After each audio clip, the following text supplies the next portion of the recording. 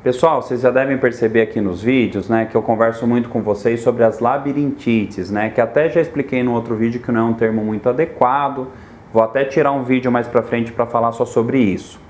Mas, durante os vídeos aqui, eu fui trazendo para vocês várias doenças que atingem o sistema vestibular, que é o sistema neurológico que controla o equilíbrio e a postura.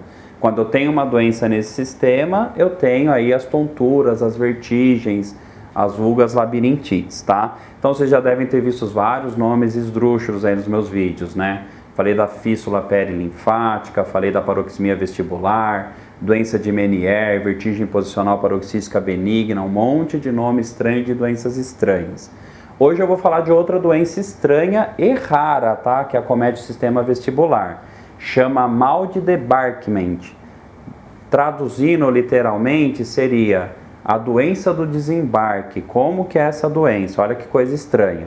A pessoa logo após sair de um tipo de veículo, por exemplo, logo após pousar o avião, logo após sair de um navio onde ela estava num cruzeiro, logo após uma viagem muito longa de carro, alguma coisa nesse sentido, ela começa a ter, um tempo depois que ela saiu desse transporte, uma sensação muito incômoda e persistente de tontura. Ela começa a ter um mal-estar, ficar com a sensação de atordoamento na cabeça, uma sensação incômoda de uma tontura que persiste e que, olha que curioso, melhora muito quando ela movimenta o corpo. Então, uma tontura que me incomoda, me azucrina quando eu estou deitado, quando eu estou sentado, quando eu estou de pé parado, mas que alivia quando eu caminho, dá um alívio quando eu caminho, quando eu volto a ter o meu corpo em movimento. E por que esse nome aí de doença do desembarque, né? O mal de Debarkment? Porque normalmente ela acontece depois que você desembarca de algum tipo de transporte como esse. Isso é uma entidade bem rara, tá? E muito pouco diagnosticada, muito pouco reconhecida.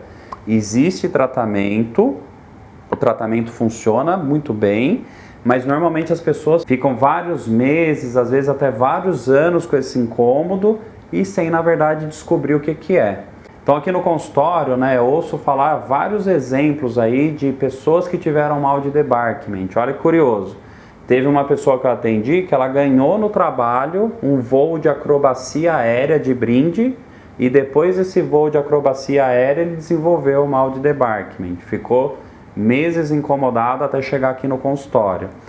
Muito facilmente eu vejo isso com pessoas que foram para cruzeiro, né? Então ficaram lá algum período de dias, uma semana num cruzeiro, e depois que sai do cruzeiro, alguns dias depois, começa com a sensação de tontura incômoda desse jeitão que eu falei para vocês.